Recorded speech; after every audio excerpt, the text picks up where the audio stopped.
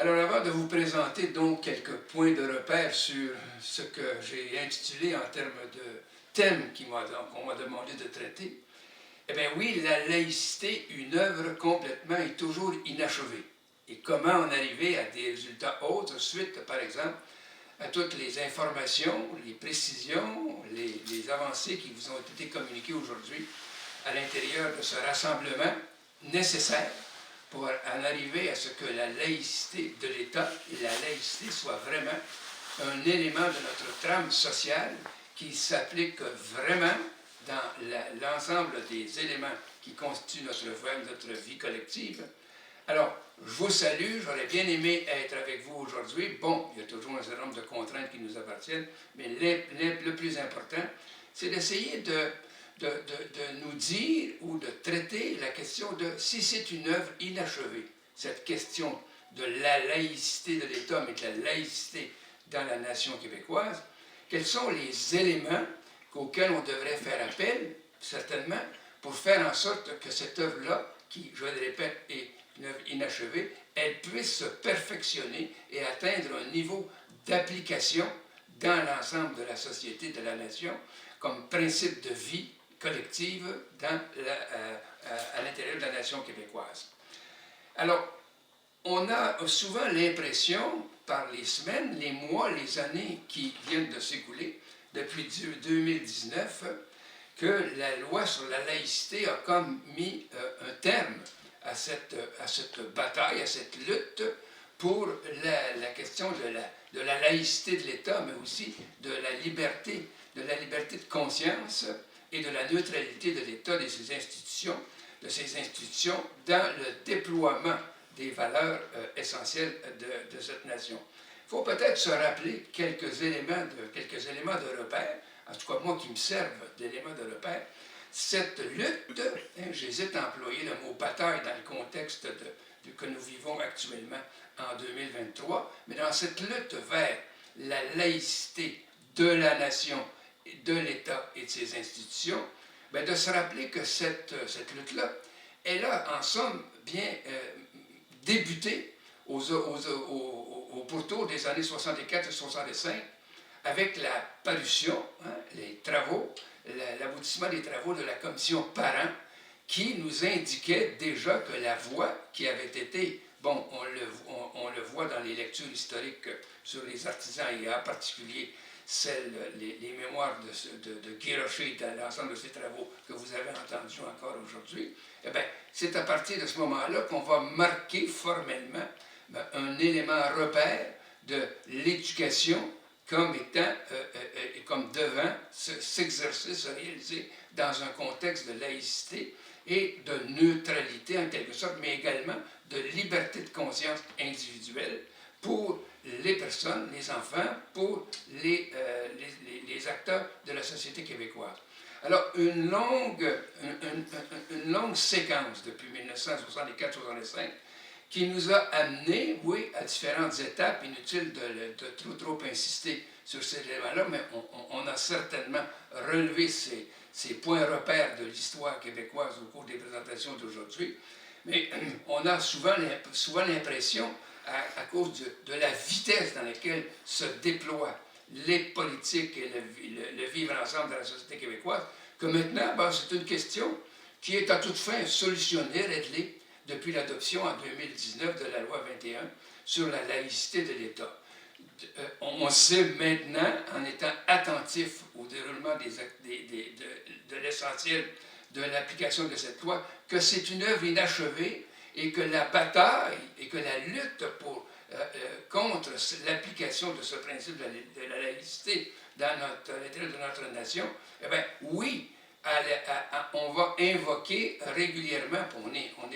en plein dans cette direction-là, la contestation judiciaire à l'aide des tribunaux pour tenter d'invalider, oui, les choix que nous avons faits et qui se sont manifestés par l'adoption de cette loi 21. Que ce soit la Cour du Québec ou la Cour d'appel, où maintenant on le pense bien aussi du côté des les arguments qui sont évoqués du côté de ceux qui sont opposés à ce principe de la séparation de l'Église et de l'État et de la laïcité dans nos institutions, ben, on va se retrouver très certainement en Cour suprême, et ça fait craindre encore que cette œuvre-là elle soit tellement inachevée qu'elle sera peut-être même fracturée parce qu'on a une douloureuse expérience en la matière dans la nation québécoise qui s'appelle la loi 101, qui a subi également ces affres, ces attaques au cours des années, au cours des dernières années, et qui a été, pour certaines de ces dimensions que nous considérons toujours comme étant essentielles, charcutée dans la volonté d'application de cette loi 101 sur la primauté de la langue française dans les institutions, mais dans les vivre ensemble de notre nation. Alors, on est toujours dans une position de crainte non pas naturelle, mais une crainte qui doit continuer à s'alimenter dans notre part sur, bon, quels sont les mythes? Oui, parce que s'ils ont acquis le statut de mythe, un certain nombre de mythes qui persistent, on dit en vieille expression, qui persistent et signent et qui continuent d'envahir un certain nombre de personnes, de groupes, d'institutions, contre le fait que, bon, il faut faire cette distinction entre la pratique religieuse, certaines croyances de foi, et l'activité de l'État et de ses institutions. Alors, vaut la peine de revenir sur quelques éléments, donc, de ces mythes qui signent et persistent, en disant que, bon, pour les opposants, et ce sera évoqué encore dans le parcours douloureux qui nous reste à franchir pour l'application intégrale de la loi, en dehors et au-delà des jugements des tribunaux, eh bien, toute la question de la liberté de religion, que cette loi-là est un élément de discrimination pour certaines personnes, pour certains groupes, que leur pratique religieuse et l'interdiction de porter un certain nombre de signes militants pour en arriver à ce que cette position dans une croyance de foi puisse se propager d'une façon implicite ou explicite, ou d'une façon inconsciente, mais quand même dans la propagation. Alors, on évoque encore que ce mythe de la discrimination basée sur la croyance religieuse de personnes, la liberté de conscience, que c'est un obstacle, et que ça constitue un motif de discrimination. On le sait, on a la capacité de faire la démonstration maintenant que non, ce n'est pas le cas, ce n'est pas ni l'objectif de la loi, ni l'objectif de ce principe de vie collective qui s'appelle la laïcité dans notre société québécoise, qui s'applique, et c'est pas un motif de discrimination au sens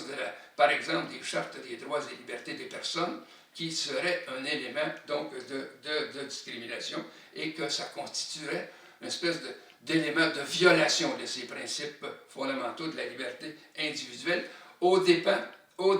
des choix collectifs, des valeurs collectives que nous avons énoncées, appliquées, qu'on retrouve dans la loi 21 sur la laïcité de l'État. Et qui plus est, un autre mythe qui persiste, qui nous invite en termes de suivi d'éducation, de mouvement d'éducation, c'est ce mythe de la question que la limitation de l'exercice du droit individuel de la liberté de conscience, eh bien, c'est une limite à la diversité et à l'inclusion dans la société québécoise, ou une expression qui maintenant est assez consacrée du vivre ensemble. C'est un argument pernicieux, c'est un argument qui est basé, ben oui, évidemment, sur les choix individuels par rapport aux choix collectifs, et c'est comme assurer la primauté, décréter la primauté de l'exercice individuel de sa pratique religieuse et de sa croyance en termes de foi par rapport aux choix collectifs et d'un principe, j'y reviendrai, un principe de liberté. Et là, on ne peut pas, quand on arrive à cette question-là, on ne peut pas autrement que se référer encore, je dirais, à la pensée magistrale de Guy Rocher, qui, même à l'occasion de l'adoption de la loi 19 nous a bien statué, a bien expliqué, a bien manifesté le fait que la séparation entre l'Église entre l'État et la religion, eh bien, ce principe de neutralité, de la laïcité, c'est un élément de liberté pour quiconque. Pour quiconque, oui, conserve sa capacité d'exercer des éléments, des préceptes de sa foi, mais en laissant la liberté à chacun de la pratiquer et de l'exprimer, mais comme élément de vie individuelle et non pas comme un élément qui s'impose par rapport à d'autres dans la société. Et qui plus est, là, dans les arguments, des mythes qui persistent, qui persistent, là, eh bien, il y a celui de dire, bon, ben, notre société est tellement maintenant basée, tellement basée sur la diversité, sur la diversité, que ce débat sur la laïcité comme choix collectif, ben, c'est une limitation de l'attention que l'on porte à d'autres situations qui sont aussi problématiques dans notre société, comme des choix au niveau socio-économique. Alors, c'est de faire passer, ce mythe-là, c'est de faire passer, de donner à cette lutte sur la laïcité comme un élément qui empêche de nous pencher sur d'autres situations, d'autres enjeux de société qui sont importants, soit, mais qui ne peuvent pas être opposés à cette liberté de choix au niveau de la foi, au niveau de sa pratique individuelle des préceptes de cette foi-là, et de d'autres choix de société qui s'opposent à chaque moment. Voilà, disons, très rapidement, un certain nombre de mythes qui persistent dans notre société et qui justifient, oui, ben, disons-le, par exemple, de façon très concrète, ce rassemblement d'aujourd'hui sur le mouvement pour la laïcité. Ce mouvement,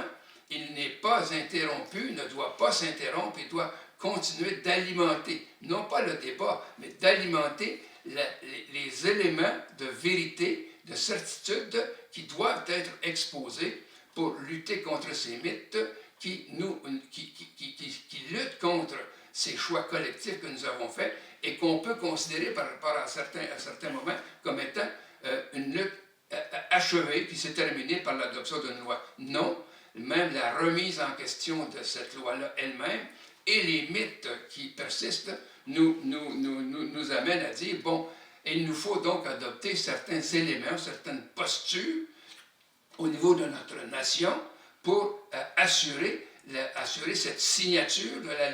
laïcité de l'État et aussi de la compréhension des bases, des fondements, des valeurs qui ont présidé et qui président toujours à l'exercice de cette façon de vivre ensemble. Et dans ce sens-là, il faut donc qu'on soit capable de retrouver des moments dans notre société, animer un certain nombre de mouvements pour faire en sorte que les renversements toujours possibles par la pression d'un certain nombre de groupes pour en arriver à des reculs qui donneraient la priorité aux choix individuels, comme si les choix individuels n'avaient jamais d'effet sur les choix collectifs, mais au contraire. Alors donc, il y a un élément clé pour en arriver à ce que le mouvement continue et qu'on en arrive à une application du principe de la laïcité dans la société québécoise de mieux en mieux renforcée par quel élément? Par la compréhension des fondements de ce choix collectif. Et dans ce contexte-là, il faut se rappeler qu'il y a des reculs qui sont toujours possibles et je prends à témoin un élément particulièrement auquel on devrait porter attention. Le choix collectif, il a été fait par les élus de l'Assemblée nationale et ces élus de l'Assemblée nationale sont susceptibles, par une incompréhension du principe de laïcité, toujours être appelés, ben oui, à faire des rappels au niveau du statut de la laïcité comme principe fondamental de notre société. Alors je dirais, au niveau de l'éducation, les premiers touchés plus gravement sur d'éventuels reculs qui pourraient se présenter, c'est l'ensemble des élus de l'Assemblée nationale. Parce que, compte tenu de la composition de notre population maintenant, ben oui, il y a un certain nombre d'élus qui, d'une façon indirecte, en termes de positionnement, eh bien, sont comme des représentants, il faut bien le dire, de certains groupes, de certaines communautés, de leur circonscription électorale, et les pressions des groupes sur ces élus eh bien, continuent de se faire perpétuellement dans l'exercice du mandat, et éventuellement, il faut toujours craindre d'être très attentif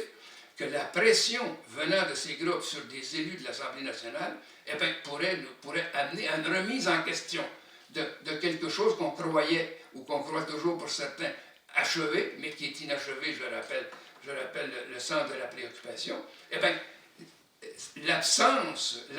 d'information, d'éducation des principes fondamentaux et des fondements de ces principes-là, eh bien, c'est un devoir qui nous est imparti. Moi, je pense que dans ce contexte-là, pour un élément d'éducation clé, moi, je pense que le Québec devrait, oui, décréter une journée annuelle de rappel de l'application de la loi sur la laïcité de l'État et des principes fondamentaux sur lesquels repose ce choix collectif-là. Ça pourrait nous donner l'occasion, on n'est pas en train de parler d'une journée fériée, etc., mais une journée dédiée, oui, à un rappel dans nos institutions, qu'ils soient scolaires ou dans d'autres champs d'application, de ce principe fondamental de la laïcité et quels sont les piliers sur lesquels repose ce choix collectif que nous avons fait. Moi, je pense même qu'on devrait institutionnaliser dans cette journée nationale dédiée à la laïcité la tenue d'une commission parlementaire transpartisane qui ferait en sorte qu'on pourrait constater, oui, là où est rendue l'application de ces principes de la laïcité dans nos institutions, pas comme une journée de protestation, mais comme une journée de bilan et de rappel de ces choix collectifs qui sont toujours soumis à un certain nombre de pressions pour en arriver à ce qu'on opère des reculs parce que la mosaïque de la composition de notre société peut nous amener dans cette direction-là, et c'est à nous, sur la base de l'éducation, de l'information, de la discussion et de l'échange autour des principes fondamentaux qui sont à la base de ce choix collectif de la laïcité, eh bien, on doit être en mesure de se faire ce rappel à période fixe, à période institutionnalisée en quelque sorte, un rendez-vous collectif annuel sur la journée, avec une journée nationale sur la laïcité, et qui nous permettrait de développer, oui, des éléments d'éducation, de formation à tous les niveaux, et surtout, je dirais, en premier, pour toucher les élus de l'Assemblée nationale qui sont toujours soumis à un très grand nombre de pressions pour toutes sortes d'espèces d'autres dossiers, de s'occuper de problématiques ou de problèmes qui sont immédiats, mais qui ont pour effet aussi parfois de faire oublier certains enjeux collectifs qui ont été adoptés, qui ont été fixés dans une loi, pour faire ces rappels-là, parce que ces moments de formation ou d'éducation, eh bien, c'est ce qui fait en sorte qu'on va assurer donc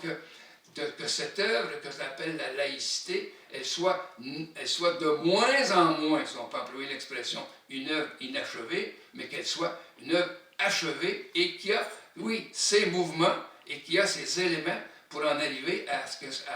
la perpétuité au niveau de son application. Voilà une richesse de conception de la liberté au Québec par ce choix sur la laïcité. Bon, l'exercice de cette liberté-là est un élément tellement riche de notre nation qu'on doit prendre toutes les précautions pour en rappeler non seulement l'existence, mais surtout les principes sur lesquels ce choix a été effectué et comment son application progresse ou peut-être même régresse dans certains secteurs compte tenu d'une certaine indolence, par exemple, d'institutions qui sont amenés à travailler sur d'autres objectifs à plus court terme plutôt que cet élément de vivre ensemble au niveau du long terme. Je pense que ce qui doit nous préoccuper, là, bon, maintenant qu'on a bien établi dans une loi que j'appellerais la charte de laïcité, qu'on a bien établie, bien, à nous d'assurer que les institutions, les responsables de l'application, eh bien, qu'on s'assure des mécanismes pour en assurer la perpétuelle compréhension et acceptation au niveau des principes du vivre ensemble, du collectif comme principe moteur, principe fondamental au niveau de notre société. Il nous incombe donc, non seulement au niveau des institutions, mais au niveau de la plus haute institution de notre nation, qui s'appelle l'Assemblée nationale, de prendre un moment d'arrêt, une journée par année, qui ne serait pas une année où on interromprait toutes les autres activités du champ du social et de l'économique, mais une journée où nous serions appelés à faire le point sur cette loi, ses fondements et aussi sa compréhension au niveau de son application. De cette façon, on va ajouter un élément très important dans le rouage de l'application de la loi sur la laïcité, la loi 21. Et s'il y avait des fractures qui se produisaient au cours des prochains mois ou des prochaines années, par exemple les jugements des tribunaux à aller jusqu'à la Cour suprême, bien, ce sera un moment aussi pour examiner ensemble comment ces fractures peuvent être réparées, peuvent être amenées à des corrections qui nous amèneraient à l'application la plus intégrale possible de ce principe de la laïcité. Les réflexions de journées comme aujourd'hui, de ces rencontres avec le mouvement québécois de la laïcité, sont extrêmement importants et doivent servir de ferment à aller plus loin et à une espèce d'engagement perpétuel à soutenir et la compréhension et l'application de cette loi qui nous donne des espaces de liberté au niveau du vivre ensemble et du collectif. Je vous remercie de votre attention. On va publier, bien sûr, un texte encore plus étoffé, bien sûr, sur ce fondement de cette œuvre inachevée de la laïcité au Québec. Et tous ensemble, eh bien, on a un devoir, une responsabilité de s'engager dans la voie nécessaire d'une militance par l'éducation,